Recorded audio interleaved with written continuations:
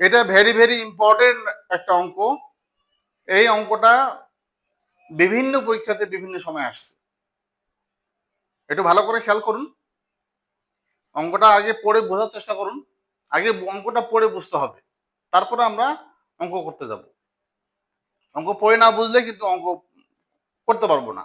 পরীক্ষা হলে এলোমেলো সূত্র, ওই শর্টকাট মুখস্থ থাকলেও দেখবেন যে এলোমেলো হয়ে গেছে।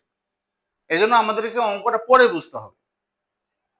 ভালো করে খেয়াল করুন, দুইটা অঙ্কই। কাপড়ের মূল্য 20% কমে গেলে কাপড়ের ব্যবহার শতকরা কি পরিমাণ বাড়ালে কাপড়ের জন্য খরচের কোনো পরিবর্তন হবে না। দেখেন, মূল্য কমে গেলে এখানে দুইটা মূল কথা দুইটা। একটা, মূল্য কমে গেলে কাপড়ের জন্য খরচ কমে যাওয়ার কথা ছিল। খরচটা কি করার কথা ছিল? কমে যাওয়ার কথা ছিল। কিন্তু ওরা বলছে যে না, কমে যাওয়া যাবে না, খরচটা অপরিবর্তিত থাকতে হবে বা পরিবর্তন হবে না, একই কথা,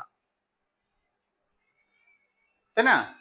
এখানে যদি বলতো যে কাপড় কি পরিমাণ কাপড়ের কি পরিমাণ ব্যবহারটা বাড়ালে কাপড়ের জন্য খরচ কমবে না, খরচ কমবে না বা খরচের কোনো পরিবর্তন হবে না বা খরচ অপরিবর্তিত থাকবে, এই তিনটা কথা একই।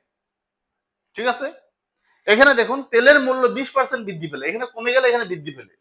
এখানে শুধু এখানে কাপড় দিয়ে অঙ্কটা তারা বানাইছে, আর এখানে তেলের মূল্য কমানোর মাধ্যমে তারা অঙ্কটা দিছে। তাহলে 20% বৃদ্ধি পেলে খরচ সাধারণত বৃদ্ধি পাওয়ার কথা। তো ওরা বলছে কোনো খরচ বৃদ্ধি পাবে না, কোনো খরচ বৃদ্ধি পাবে না। মূল্য বৃদ্ধি পেলে খরচ বৃদ্ধি পাওয়ার কথা ছিল, কিন্তু ওরা বলছে যে খরচ বৃদ্ধি পাবে না। তাহলে কি করলে খরচটা বৃদ্ধি পাবে না? কি পরিমাণ কমালে খরচটা বৃদ্ধি পাবে না? খরচ বৃদ্ধি পাবে না মানে খরচটা অপরিবর্তিত থাকবে। খরচটা অপরিবর্তিত থাকবে বা খরচের কোনো পরিবর্তন হবে না। তাহলে এখানেও খরচের কোনো পরিবর্তন হবে না বা খরচ কমবে না বা খরচটা অপরিবর্তিত থাকবে। এখানেও কিন্তু খরচটা বৃদ্ধি পাবে না বা খরচটা অপরিবর্তিত থাকবে বা খরচের কোনো পরিবর্তন হবে না। এখানেও যা চাইছে এখানেও কিন্তু তাই চাইছে, তাই না? এখানেও শর্ত দিছে খরচটা অপরিবর্তিত থাকতে হবে, এখানেও খরচটা দিছে, কথাটা দিছে তারা শর্ত দিছে তারা খরচটা অপরিবর্তিত থাকতে হবে। কথাটা দুই জায়গায় দুই ভাবে লিখছে, এটা আপনাকে বুঝতে হবে যে এটা অপরিবর্তিত থাকবে বুঝাইছে, এটা অপরিবর্তিত থাকবে বুঝাইছে। এই ধরনের অঙ্কের ক্ষেত্রে যে কমে গেছে খরচ অপরিবর্তিত রাখতে হবে, দাম বেড়ে গেছে খরচ অপরিবর্তিত রাখতে হবে। এই ধরনের অঙ্কের ক্ষেত্রে আপনাকে অবশ্যই দুই অঙ্কের ক্ষেত্রে দুই সূত্র ব্যবহার করতে হবে। শর্টকাট নিয়মে আমরা দুই অঙ্কের ক্ষেত্রে দুই সূত্র ব্যবহার করব, এটা আপনাকে মাথায় রাখতে হবে। কোন অঙ্কের ক্ষেত্রে কোন সূত্র ব্যবহার করবেন সেটা আপনাকে অঙ্ক পড়েই বুঝতে হবে। তো আমরা আগে এই সূত্র, আগে এই অঙ্কটা দেখি। খরচ কমে গেলে, মূল্য কমে গেলে কিভাবে আমরা খরচটা অপরিবর্তিত রাখবো। ওরা বলছে কাপড়ের ব্যবহার শতকরা কি পরিমাণ বাড়ালে, তাই না? তাহলে কাপড়ের ব্যবহার বাড়াতে হবে। কাপড়ের, এইটা আমরা 1 নম্বর দেই, এটা 2 নম্বর দেই, তাহলে জিনিসটা সহজ হবে, বুঝতেও সুবিধা হবে। তাহলে এটা 1 নম্বর। কাপড়ের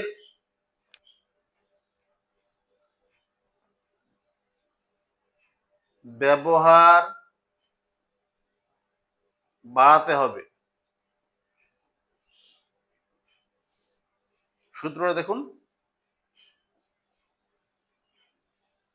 আগে ভালো করে খেয়াল করুন, আমরা উপরেও 100 দিব, নিচেও 100 দিব।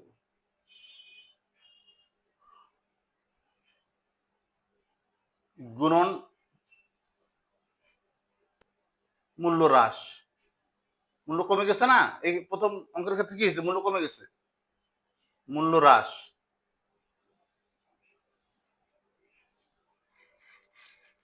গুণন কি? মূল্য হ্রাস। আর এইখানে বিয়োগ মূল্য হ্রাস।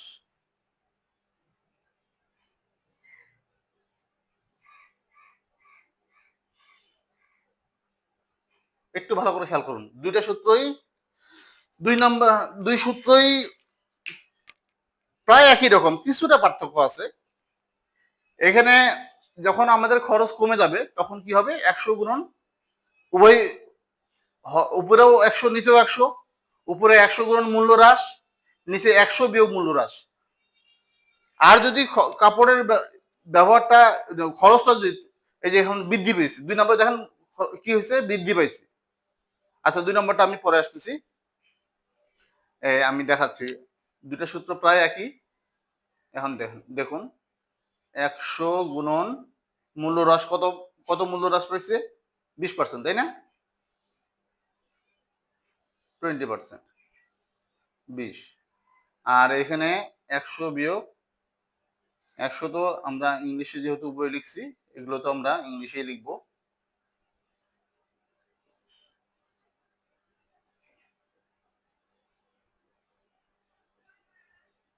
100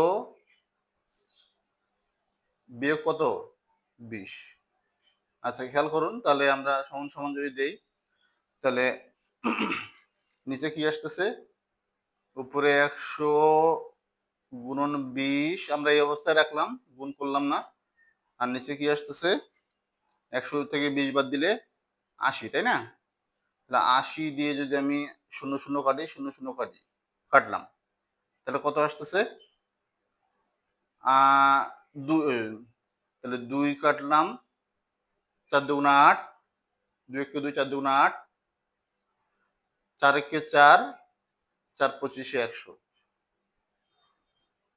তার মানে নিচে এক যেহেতু লিখতে হয় না, তাহলে 25 কে 25, এই 25% হচ্ছে আমাদের উত্তর। আশা করি বুঝতে পারছেন। অঙ্কটা যে বুঝবে তার জন্য এটা আর কোনো ব্যাপার না। আচ্ছা পাশাপাশি আমি এটা দেখাচ্ছি, কাপড়ের ব্যবহার। আচ্ছা এটা তো কাপড়ের ক্ষেত্রে, তাই না? আর এটা 2 নম্বরটা কি হচ্ছে, তেলের ক্ষেত্রে। তাহলে তেলের মূল্য কি বলছে, তেলের ব্যবহার শতকরা কত কমাতে হবে, তাই না? তাহলে তেলের ব্যবহার কমাতে হবে।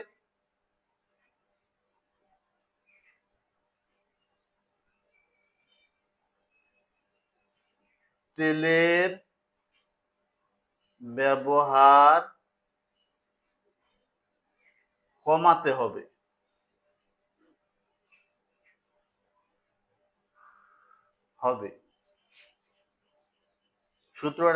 সূত্রটা কি, আমি এই জিনিসগুলো মিশিয়ে দিচ্ছি, ক্যালকুলেশনটা আমি মিশিয়ে দিচ্ছি।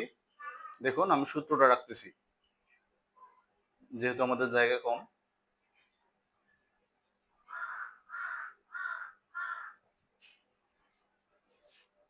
দেখুন এই সূত্রের সাথে এই সূত্রের মিলটা দেখুন, এখানেও কিন্তু 100, উপরেও 100 নিচে 100, ঠিক আছে? কমানোর ক্ষেত্রে, মূল্য বৃদ্ধির ক্ষেত্রে, মূল্য হ্রাসের ক্ষেত্রে আমরা মূল্য হ্রাসটা উপরে গুণ করছি, আর নিচে কি মূল্য হ্রাসটা বিয়োগ করছি। কম মানে, মূল্য হ্রাস মানে কম, মূল্য কমানো, কমানো হলে বিয়োগ করতে হবে। এখানে মূল্য হ্রাসের জায়গায় মূল্য যেহেতু এখানে বৃদ্ধি পাইছে, তাহলে মূল্য বৃদ্ধি লিখবো আমরা, মূল্য বৃদ্ধি।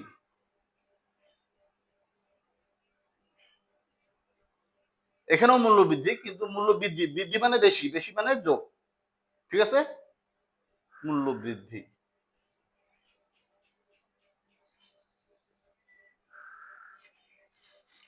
বোঝার চেষ্টা করুন সূত্র দুটা, একটা এক অঙ্কে দুই ক্ষেত্রে দুই সূত্র, একটা মূল্য কমের ক্ষেত্রে এক সূত্র, মূল্য বৃদ্ধির ক্ষেত্রে এক সূত্র। আমরা যদি অঙ্কটা না বুঝি তাহলে কিন্তু এক জায়গায়, ওই এক অঙ্কের জায়গায় আরেক অঙ্কের সূত্র বসাই দেবো। কমের ক্ষেত্রে বেশি সূত্র, বা বেশি ক্ষেত্রে কমের সূত্র, বেশির ক্ষেত্রে কমের সূত্র বসাই দিব। এই জন্য অঙ্কটা আমি প্রথমে বুঝালাম, যাতে পরবর্তীতে সুবিধা হয়। তাহলে সূত্র কিন্তু একই, মিল। এখানেও 100/100, এখানেও 100/100, এখানেও গুণ চিহ্ন, এখানেও গুণ চিহ্ন। এখানে মূল্য হ্রাসের ক্ষেত্রে, মূল্য কমানোর ক্ষেত্রে মূল্য কমে গেলে মূল্য হ্রাস, এখানেও মূল্য হ্রাস, এখানেও মূল্য হ্রাস। দেখুন এখানেও 100/100, এখানেও 100/100। মূল্য হ্রাসের ক্ষেত্রে উপরেও মূল্য হ্রাস, নিচেও মূল্য হ্রাস। তো উপরে হবে গুণ, নিচে হবে বিয়োগ। বিয়োগ, এটা বিয়োগ চিহ্নটা মনে রাখার জন্য আমরা কি করব, কম। মূল্য হ্রাস মানে মূল্য কম, কম, তাহলে কম মানে বিয়োগ, বিয়োগ করলে কমে। আর মূল্য বৃদ্ধির ক্ষেত্রে কি, উপরেও মূল্য বৃদ্ধি, নিচেও মূল্য বৃদ্ধি। উপরে মূল্য বৃদ্ধিটা গুণ হবে, আর নিচে মূল্য বৃদ্ধি, বৃদ্ধি মানে বেশি, বেশি মানে যোগ, যোগ মানে বেশি হয়। তাহলে সূত্রটা মনে রাখতে সুবিধা হবে, ঠিক আছে না? তাহলে দেখুন, তাহলে 100 গুণন 20, নিচে কত, নিচে হচ্ছে 100 যোগ 20, তাহলে কত আসতেছে, 100 গুণন 20।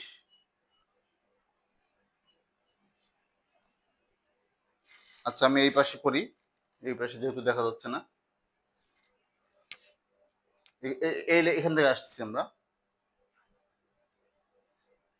100 গুণন 20, আর নিচে কি আসতেছে, 120, তাই না? 100 আর 20 যোগ করলে 120, 120। তাহলে দেখুন, এই শূন্য, এই শূন্য, এই শূন্য আমরা কাটলাম। এখন যদি আমি এই 2 দিয়ে কাটি, 2 1 2, 6 2 12। আবার যদি আমি 2 দিয়ে কাটি, 3 2 6, 50 2 100। তাহলে আমার আসতেছে কি, উপরে 50, নিচে কত, 3। দেখুন অঙ্কটা কিন্তু, উত্তরটা কিন্তু এইভাবে থাকতে পারে, এত পার্সেন্ট এইভাবেও থাকতে পারে, অথবা উত্তরটা এইভাবে না থেকে মিশ্র ভগ্নাংশ রূপে থাকতে পারে। মিশ্র ভগ্নাংশ কিভাবে আমরা নিয়ে আসবো, 3 দিয়ে 50-কে আমরা ভাগ করবো। দেখুন কিভাবে নিয়ে আসি। 50-কে যদি 3 দিয়ে ভাগ করি, এটার মানে কি, 3 দিয়ে 50-কে ভাগ না, ভাগ। তাহলে 3 দিয়ে যদি আমি 50-কে ভাগ করি, 3 16 48, তাই না, 48। তাহলে কত আসতেছে এখানে, 2। তাহলে দেখুন, খেয়াল করুন জিনিসটা, 3 16 48, অবশিষ্ট 2, আর কিন্তু ভাগ যাচ্ছে না। এই এই অবস্থা, এই অবস্থা থেকে আমরা মিশ্র ভগ্নাংশে রূপান্তর করব। এই দুইটা দেখুন, খেয়াল করুন, সমান চিহ্ন ওইদিকে দাও, এইদিকে দিচ্ছি। 16টা এই পাশে থাকবে, 16 পূর্ণ 2টা যাবে উপরে, 2 যাবে উপরে, 3 আসবে নিচে, 2 যাবে উপরে, 3 আসবে কি নিচে, এত পার্সেন্ট। এইভাবে অঙ্কটা থাকতে, উত্তরটা থাকতে পারে, যে কোনো ভাবে, এইভাবে থাকতে পারে, এইভাবে থাকতে পারে। এইটা থেকে আমরা কিভাবে আনলাম, 3 দিয়ে 50-কে ভাগ করব, ভাগ করে যে অবশিষ্ট আসবে, এই অবশিষ্ট টুকরো, এই 16 ঠিক রাখবো। দেখুন 16 ঠিক রাখছি, যেটা ভাগফল সেটা কিন্তু আমরা ঠিক রাখছি। একে ঠিক রেখে অবশিষ্টটাকে উপরে নিয়ে গেছি, আর এই যে 3-কে নিচে নিয়ে আসছি, যেটা যে ভাগ করছি সেটা নিচে নিয়ে আসছি, ঠিক আছে না? এভাবে মিশ্র ভগ্নাংশে রূপান্তর করা যায়। তাহলে আমরা বুঝতে পারলাম জিনিসটা। তো এই অঙ্কটা বিভিন্ন সময় পরীক্ষায় আসছে, আমরা ভালো করে বারবার যদি বুঝতে না পারি, তাহলে আমরা বারবার দেখে ভিডিওটা বারবার দেখে আমরা বোঝার চেষ্টা করব। একবার বুঝে গেলে আর কোনো সমস্যা হবে না।